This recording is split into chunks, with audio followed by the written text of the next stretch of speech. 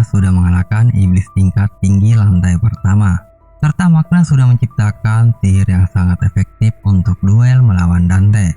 Dan apakah yang akan terjadi di pertarungan Makna dan Dante selanjutnya? Nah, kali ini kita akan membahas Black Clover episode 178 yang Mimin bakalan sajikan untuk para pecinta anime ini. Tetapi sebelum masuk ke inti videonya, jangan lupa subscribe, like, and share video ini biar Mimin tambah semangat upload videonya setiap hari. Oke, nggak usah mulut-mulut lagi, sediakan kopi dan cemilan, and kita putar intronya.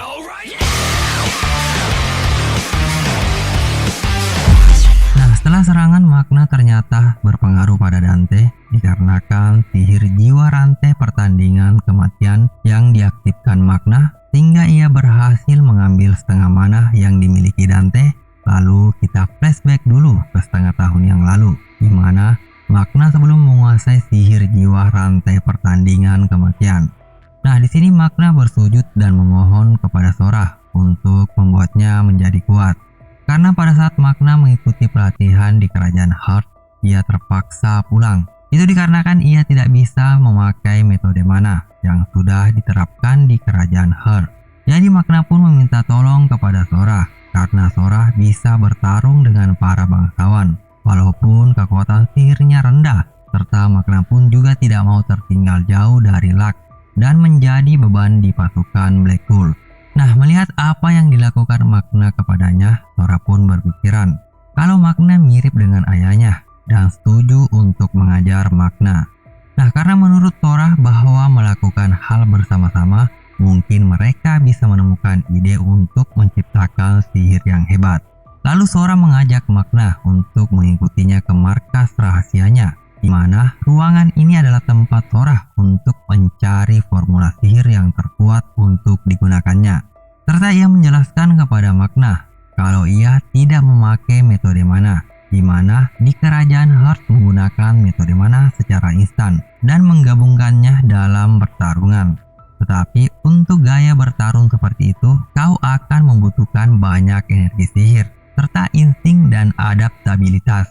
Namun sebagai kelas terendah yang tidak memiliki itu, kita harus membuat formula lebih dulu, khususnya sihir kuat seperti counter trap yang sering aku gunakan.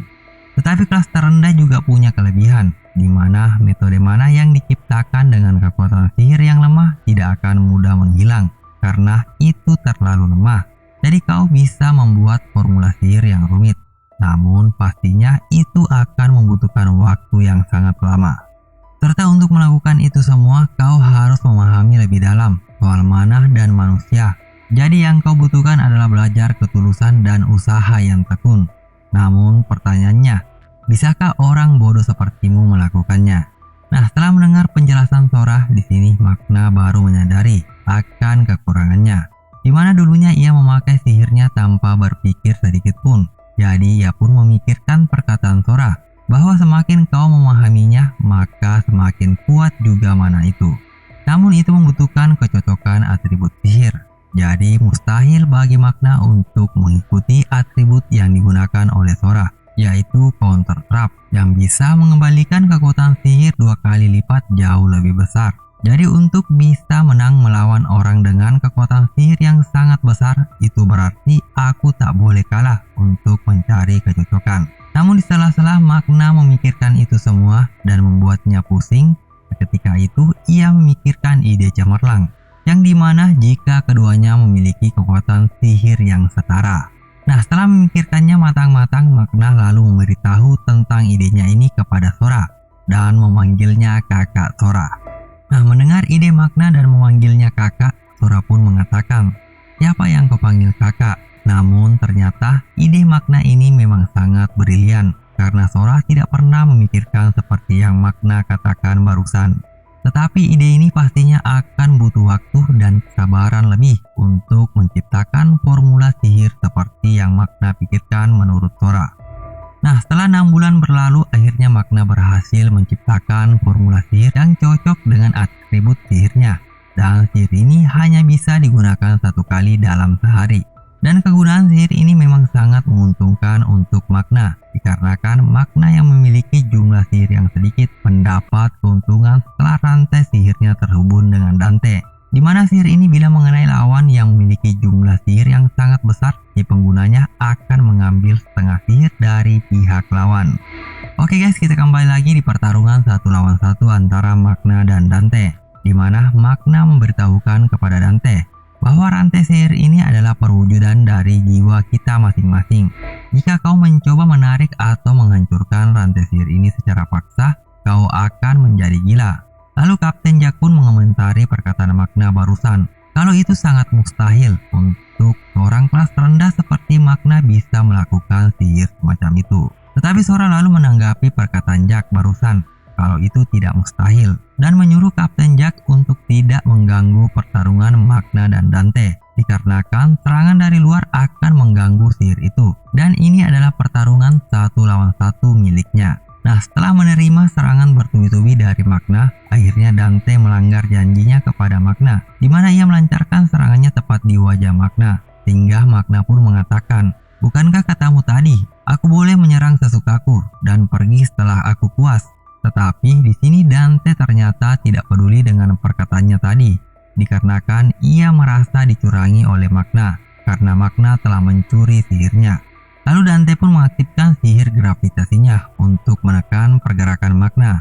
Namun ternyata Magna bisa menahan sihir ini, dikarenakan jumlah kekuatan sihir mereka sama. Dan Magna pun tidak menyia-nyiakan kesempatan ini. Ia lalu mengeluarkan sihir tinju apinya dan melancarkan serangan tepat di dada Dante. Nah, setelah menerima serangan itu ternyata Dante terluka. Tetapi berkat sihir regenerasi tubuh Dante, luka yang barusan ia terima langsung sembuh, sambil tertawa dan mengatakan kepada Magna bahwa selama regenerasi tubuh sihirku masih ada, pada akhirnya kau tidak akan bisa mengalahkanku, dan merangkaklah dengan penuh penyesalan karena kau telah berani melewati tempatmu. Nah, mengetahui bahwa Magna sudah mempersiapkan strategi khusus dalam pertarungannya, Sora pun mengomentari pertarungan ini. Kalau Magna terus menahan dan melawan, walau ia telah merangkak di tanah, dan entah bagaimana Magna telah mempersiapkan semuanya untuk hari ini dengan semangat api yang terus mengeluarkan asap. Bahkan walaupun lawannya adalah pemimpin Dartriad ataupun seorang pemilik iblis yang abadi, kau harus mengalahkan mereka. Nah, lalu di scan selanjutnya terlihat Luck yang bergerak cepat menuju lokasi di mana ia merasakan kekuatan sihir yang sangat besar. Dan kita lanjut lagi di pertarungan Magna yang lagi-lagi membuat Dante marah. Dikarenakan Magna berhasil memukul wajah Dante dan membuat tubuhnya menyentuh tanah. Namun Dante bangkit lagi dan mengeluarkan sihir manipulasinya untuk membuat bongkahan yang ada di ruangan menjadi pedang. Nah, ketika itu mereka saling serang. Dante menggunakan pedang, Magna menggunakan pukulan apinya, dan ternyata serangan Magna berhasil melukai tubuh Dante. Dan begitupun Dante yang berhasil mengenai kepala Magna hingga pedangnya hancur. Lalu Dante pun mengatakan, itu sudah pasti bukan orang lemah sepertimu. Nah, mendengar apa yang dikatakan Dante barusan dan merasakan kesakitan, Magna pun berpikiran, yah, kau benar. Aku hanyalah rakyat biasa. Aku tidak terlahir dari keluarga bangsawan. Aku tidak seperti Luck yang menjadi kuat setelah dirasuki elf, meskipun dia memiliki pengetahuan yang sangat banyak dan sebagai rakyat jelata. Atau seperti Asta, rakyat biasa tanpa kekuatan sihir, tapi memiliki anti-magic yang sangat hebat. Namun ketika aku pulang dari kerajaan Heart dengan perasaan yang kecewa, aku menemui Kapten Yami dan bertanya kepadanya bahwa kenapa aku diterima di skuad ini.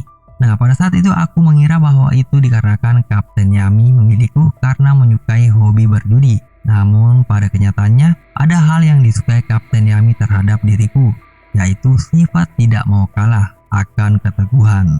Nah, seketika itu pun juga Magna terus melancarkan serangannya dan mengatakan kepada Dante bahwa ini adalah strategi sihirku dengan ketekunan dan latihan khusus.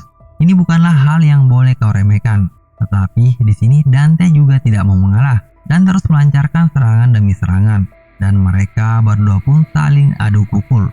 Namun pada saat Dante memukul wajah Magna, di sini ternyata Magna sudah mencapai batasannya. Lalu Dante pun mengatakan, kerja bagus bosku, apa kau sudah sadar sekarang bahwa ini adalah kenyataan yang tidak rasional dan tidak adil?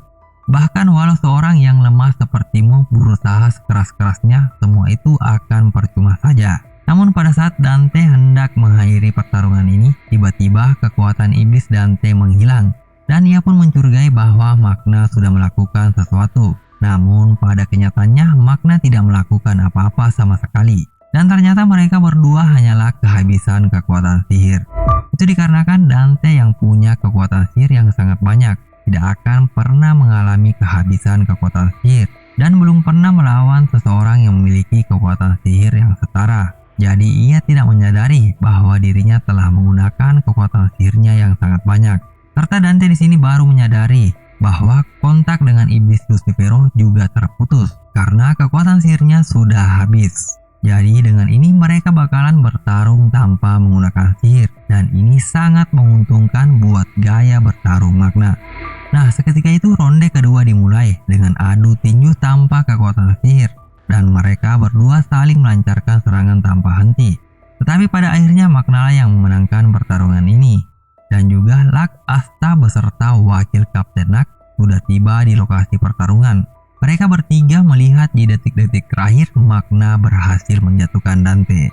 Nah, melihat Magna yang sempoyongan setelah bertarung mati-matian, Sora pun mendekati dan memberi sandaran kepada Magna dan mengomentarinya kalau ini adalah kemenanganmu.